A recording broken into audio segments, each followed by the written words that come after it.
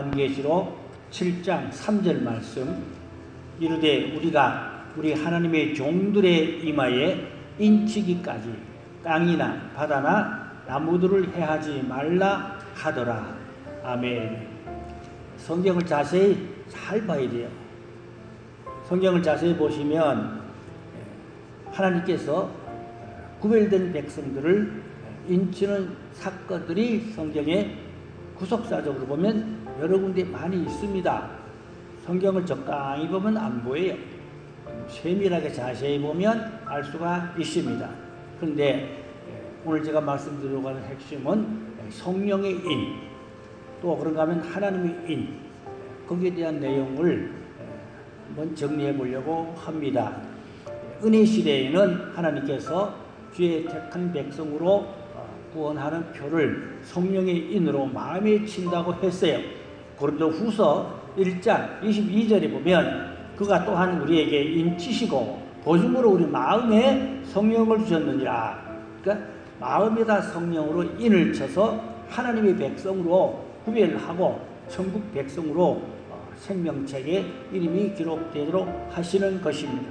성령의 인은 은혜 시대에 치시는 그 인인데 마음에다 친다고 그랬어요. 에베소 1장 13절에도 보면은 그 안에서 너희도 진리의 말씀 곧 너희의 구원의 복음을 듣고 그 안에서 또한 믿어 약속의 성령으로 인치심을 받았으니라고 했습니다. 그 성령의 인은 주님을 영접하고 중생하면은 마음에다 인을 쳐서 하나님의 자녀가 되게 하시는 표가 그게 성령의 인입니다. 마음에다 친다고 그랬어요. 은혜 시대에 치는 성령이지요. 양심이 하나님을 깨닫고 믿고 회개하고 주께로 돌아오면 구원의 표를 마음에다가 중생한 표입니다.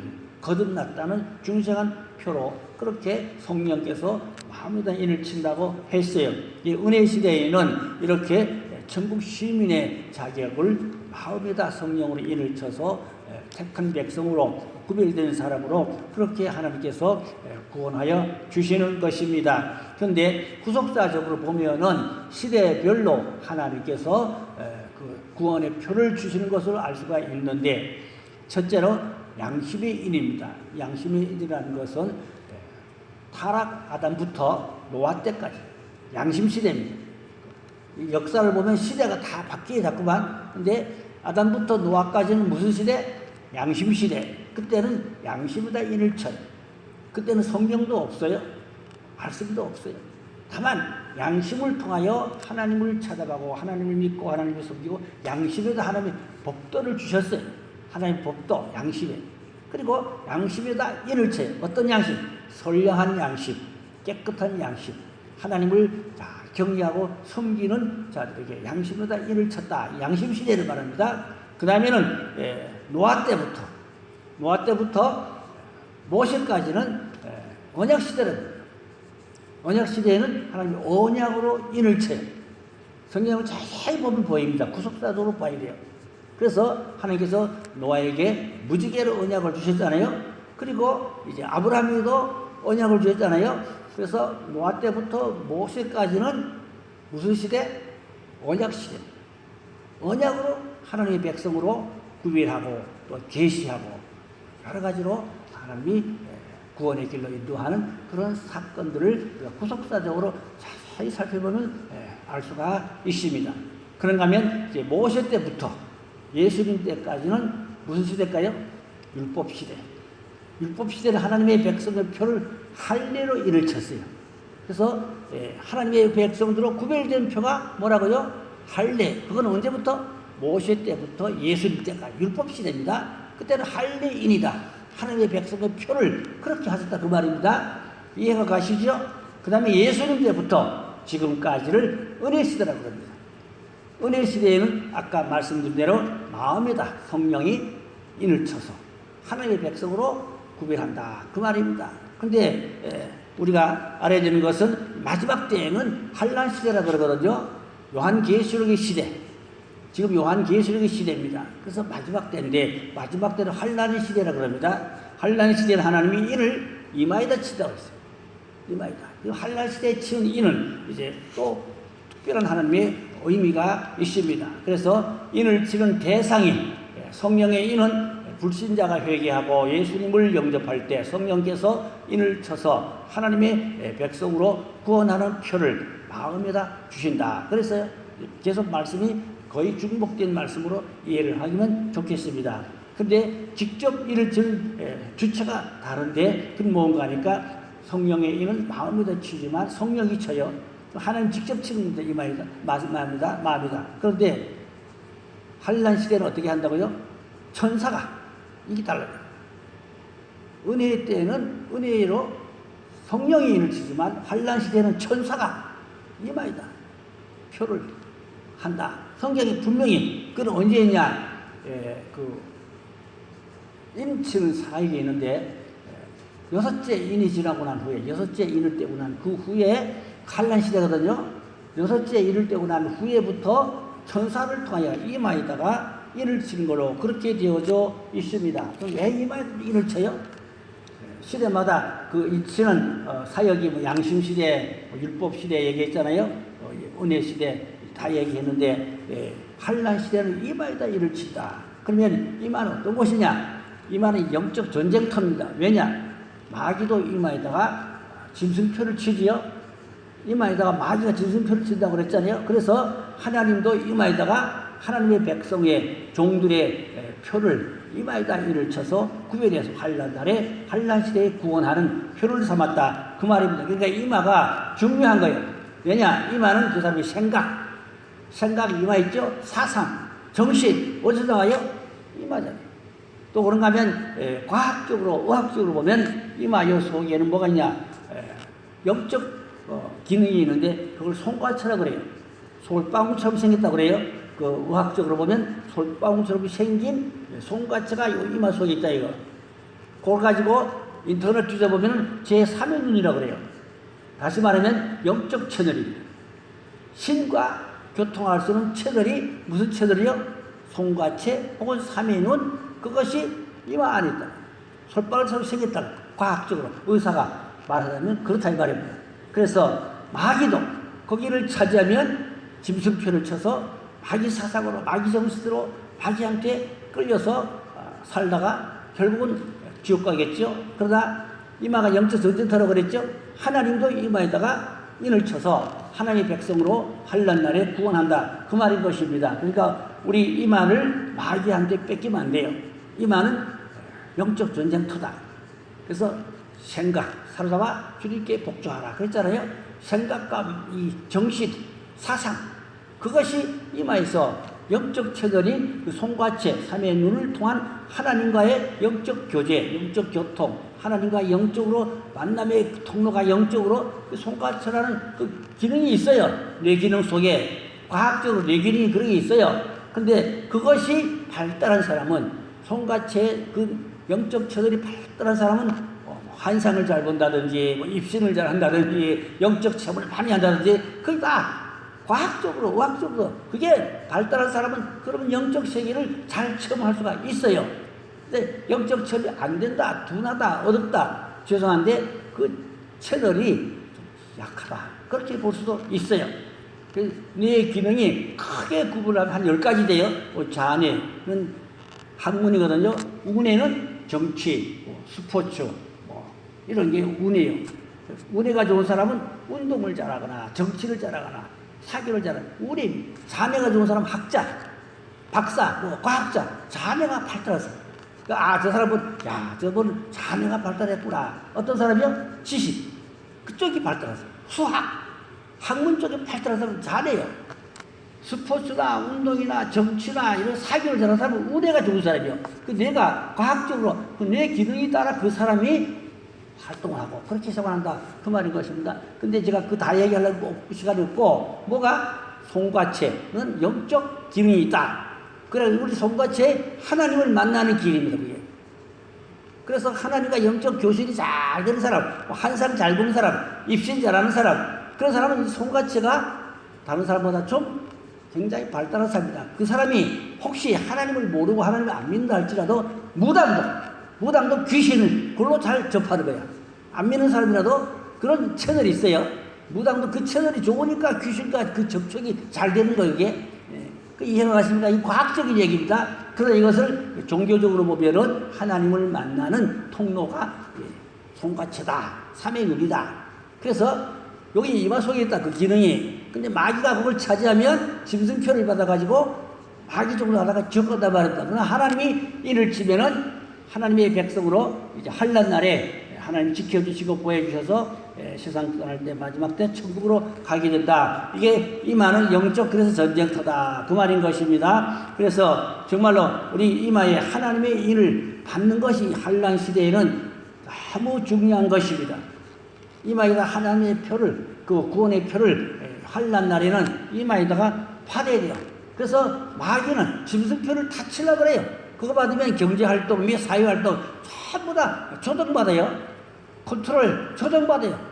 그러나 우리가 그거 안 받고 하나님의 인을 받아야 그런 짐승표 안 받고 구별된 하나님의 백성으로 이렇게 환난 날에 하나님 지켜주셔서 천국 갈 수 있는 구원의 길을 주신다. 그러니까 이 하나님의 인을 환난 시대에 받는 거라고 그랬지만 이마에 받는 것은 또 환난 날에 하나님이 지켜주고 보호해주고 구원해주고 그런 의미가 있는 것입니다. 그래서 우리가 성령의 인도 물론 홀리의 시대에 받아야 되지만 환난 시대에는 하나님의 인을 천사가 이마에다 치는 것을 받아야 된다. 그 말씀이 너무너무 중요한 것입니다.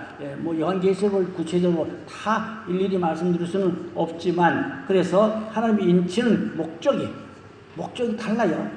그래서 이마에다 인을 받아야 하나님 환난 날에 지켜준다. 그래서 계시록 9장 4절에 가서 보니까 이르시되 땅에 풀이나 푸른 것이나 각종 수목은 해하지 말고 오직 이마에 하나님의 인침을 받지 아니한 사람들만 해하라 하더라. 그러니까 계시록 7장에 9장이죠. 9장 4절인데 이마에 하나님의 인이 없는 사람만 해하라. 누가? 항축이는 뭐냐? 그 사막에 있는 곤충류입니다. 다리가 많고 그게 다리가 여러 개는 많고 그런 곤충류인데 그게 독이 엄청 많아가지고 그 항충이 곤충한테 물리면 바로 24시간 안에 죽는다 이 말입니다. 그게 독이 센 그런 곤충류입니다. 근데 한국에는 그런 항충이 있어요? 없어요. 하막도 없고 그런 항충이 없어요. 그러면 이것을 성경을 어떻게 해석이 되느냐? 성경은 문자적으로 해석할 수도 있고 또 구속사적으로 또 영적으로 비유적으로 시각적으로 성경을 해석하는 방법이 다양합니다. 어떤 방법을 해석하냐? 그런데 이제 이 항충물 사막에는 물론 곤충류지만 한국에는 그런 없어요. 그러면 이것을 우리가 영적으로 보면은 사람이 항충이보다 더 지독한 악질적인 고약한 못된 인간을 짐승한 인간을 항충으로 볼 수 있다. 예를 들어 말하면 러시아의 푸틴 같은 사람, 저게 사람이 저게 짐승이 저거, 항충보다 더 고약한 놈이 저게 북한의 김정은, 그게 사람이 그게 짐승보다 더한 놈이 저게 그게 항충이. 그래서 사람이 항충이 될 수가 있다 그 말입니다. 영적으로 해석하면 성경을 해석하는 방법이 여러 가지로 해석한다고 그랬죠. 그래서 계시록 또 9장 6절에 가 보면은 늙은 자와 젊은 자와 처녀와 어린이와 또 여자를 다 죽이되 이마에 표가 있는 자에게는 가까이 하지 말라. 이봐요. 이마에 표가 있는 사람은 가까이 해하지 말라 그 말입니다. 근데 이마에 표가 없는 사람은 어디서부터? 성소에서부터. 내 성소에서 시작할지니라 하시며 그들이 성전 앞에 있는 늙은 자로부터 시작하더라. 늙은 자가 누구요? 교회에서 평생 믿었지만 성령 받지 못하고 거듭나지 못하고 종교적이고 그냥 예임하고 그냥 어른으로 하고 목사님 목회를 은근히 괴롭히고 교회에서 덕이 안 되고 본이 안 되고 이런 사람들 종교적인 신앙생활은 평생 교회에서 했지만 영적인 사람이 아니야. 성령의 사람이 아니야. 거듭나지 못했어. 하나님 일을 못 받았어. 이런 사람은 심판의 대상으로. 심판은 어디서부터? 성전에서부터라고 했어요. 베드로도 말했거든요. 베드로전서 4장 17절에 보니까 하나님의 집에서 심판을 시작할 때가 되었나니 만일 우리에게 먼저 하면 하나님의 복음을 순종하지 아니하는 자들의 그 마지막은 어떠하며 그랬어요. 주 70년에 로마 군이 예루살렘을 점령했는데 어디서부터 사람을 제일 많이 죽이지 않습니까? 제일 먼저 성전에 들어갔어. 제사장들이 성전 안에 있잖아요. 그래서 제사장이 성전에서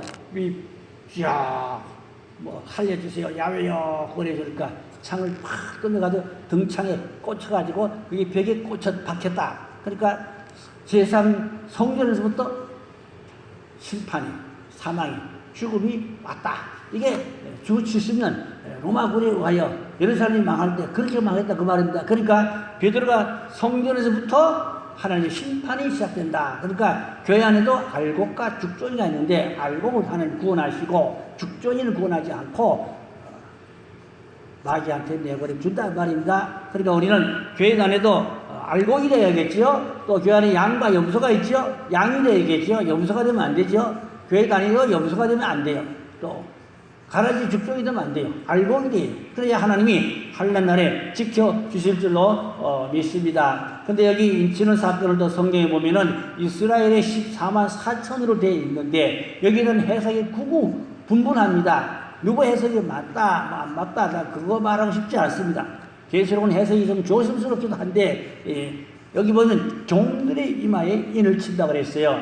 종들의 이마라는 것은 예수 믿고 중시하고 사명자로 또 믿음으로 은혜로 성령으로 그렇게 성장한 사람들을 종들로 부르는 겁니다. 그러니까 특정인 목사나 뭐 선교사 이런 사람만 종들이 아니고 구원받은 사람들 중에도 성사가여 하나님의 주권의 장중에서 청지기로 사명으로 사는 종들, 그들 종들이요.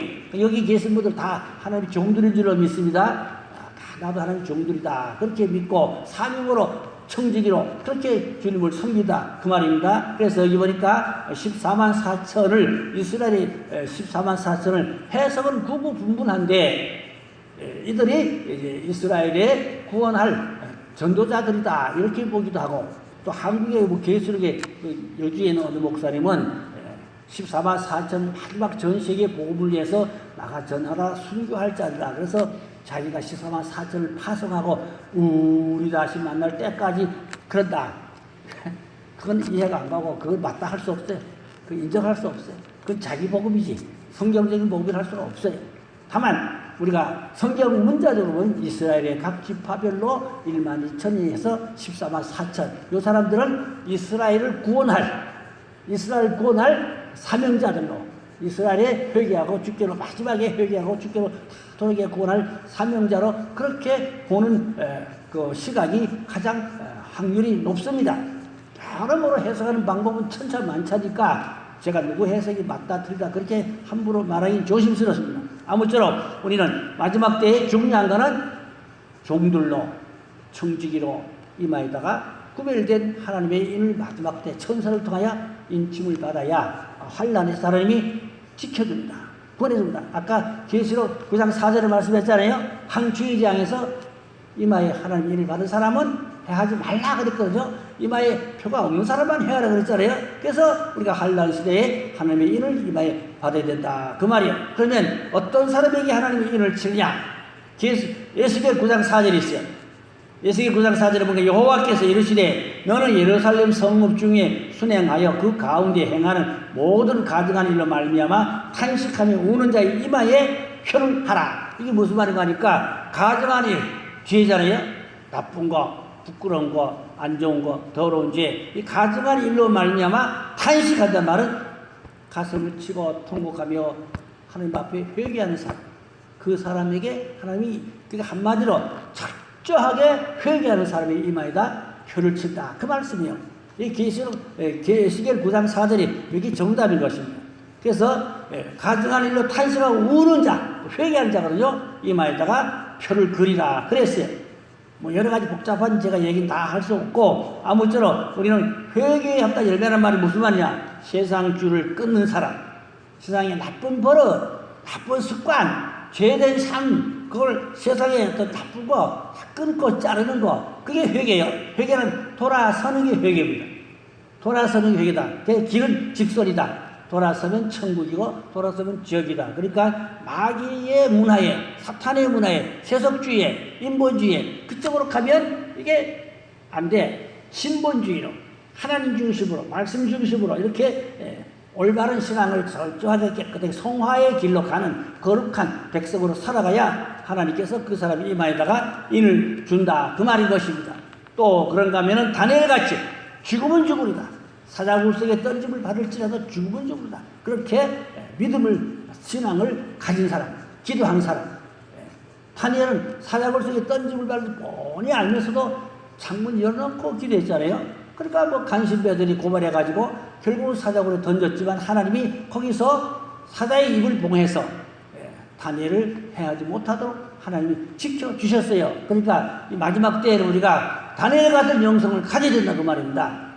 그래서 절대로 짐승표를 받으면 안 되고 하나님의 표를 이마에다 받아야 된다. 그래야 하나님이 환난 시대에 지켜준다, 구원해준다 그 말씀이에요. 그래서 우리가 이런 올바른 복음 사상을 정신을 잘 내게 잘 무장하고, 그래서 가족을 위해서도 그렇게 기도하고 또 주변의 사람을 위해서 그렇게 같이 말씀과 은혜를 나누고 교제하고, 그래서 이 마지막 때에는 정말 우리가 이웃을 잘 만나고 동료를 잘 만나고 친구도 잘 만나고, 그래서 우리가 신앙생활을 반듯하게 똑바로 잘 할 수 있는 그런 영성을 가져야 할 줄로 믿습니다. 이제 마지막으로 내려가서 계시록 14장 11절에 보니까 그 고난의 영리가 세세토록 올라가리로다.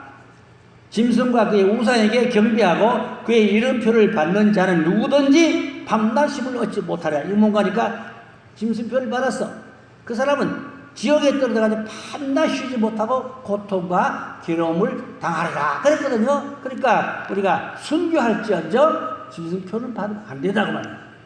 순교를 할지언정 짐승표는 받으면 안 된다. 이 짐승표를 받으면 지옥불에 떨어져서 밤낮 쉬지 못하고 불고등에서 영원히 고통과 괴로움을 당하게 된다 그 말씀이요. 이제 마지막 이제 정리하면은 철저하게 회개하고 합당한 그런 회개 열매를 맺고 하나님 편에서 끝까지 신앙의 정절을 지키고 세속주의로 가지 말고 인본주의로 가지 말고 신본주의로 하나님 중심으로 말씀 중심으로 믿음 생활 잘해서 우리가 예복 단정하고 하나님의 일을 받고 공중제말 주님을 맞이하고 영접할 수 있는 그 축복, 이게 첫째 부활에 들어가는 자입니다. 그래서 환난 시대에는 하나님 일을 받고 첫째 부활에 들어가는 축복, 이게 최고의 축복이에요.